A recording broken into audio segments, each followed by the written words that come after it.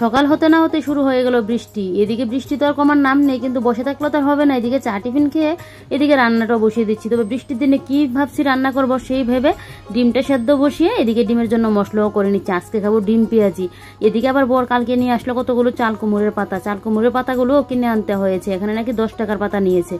এদিকে রান্না বসাবো, দেখছি আবার ঘরে নেই লঙ্কা। তো এদিকে আবার বৃষ্টির মধ্যে ভিজে এই যে লঙ্কা এখন তুললাম, তুলে এদিকে ডিম পেঁয়াজির মশলাটা কষাতে বসিয়ে এদিকে চলে আসলাম এই ঘরে। এইভাবেই না সংসারের কাজগুলো করে রাখি, জানো তো, না হলে তো সংসারের কাজ আর করে কুলোতে পারি না। তো এদিকে এই ঘরটা একটু গুছিয়ে নিলাম। তারপর এদিকে দেখো আমার নাইটি একটা ছিল, নাইটিটাকে কেটে ওই যে উপরে ঢাকা দেবো বলে তাই জন্য কিন্তু কাটিং করে বানিয়ে নিলাম। মধ্যবিত্ত ঘরের বউ এ সব কাজে কিন্তু করতে পারি আমি। এই যে দেখো শিলনোড়াকে ধার করব, তার জন্য আমি একদম নিজেই লোহা দিয়ে শিলনোড়াকে ধার করে নিচ্ছি।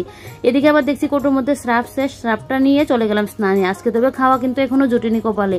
তো এদিকে দেখো বর আবার ভালোবেসে নিয়ে আসলো আমার জন্য একটা ক্লিপ। আর এদিকে আর কি পেটে তো চুচুই করছে। তারপর এদিকে এখন বসে পড়লাম খাওয়া দাওয়া করতে। সকালের খাবারটা তো আর হলো না, একদম খেতে খেতে দুপুরই হয়ে গেছে। এদিকে আবার বোতলগুলোও খালি পড়ে আছে, কতগুলো বোতলও ভর্তি করে নিলাম। বিকাল হতেই বেরিয়ে পড়লাম এখন গাছ থেকে কয়েকটা কারি পাতা তুলতে। ঘরে এসে দেখছি কক্কা দিকে পটি করে ঘর এদিকে নোংরা করে রাখলো। তারপর ঘরটাকে মুছে এদিকে সন্ধ্যা পুজো টুজো দিয়ে এদিকে আবার বসে পড়লাম এখন সন্ধ্যার টিফিন বানাতে। আজকে বানাবো চিড়ের পোলাও। চিড়ের পোলাও তো খেয়ে টেয়ে বর এদিকে বেরিয়ে গেল বাজারে, আবার আসার সময় নিয়ে আসলো চিকেন। রাতে কিন্তু বেশ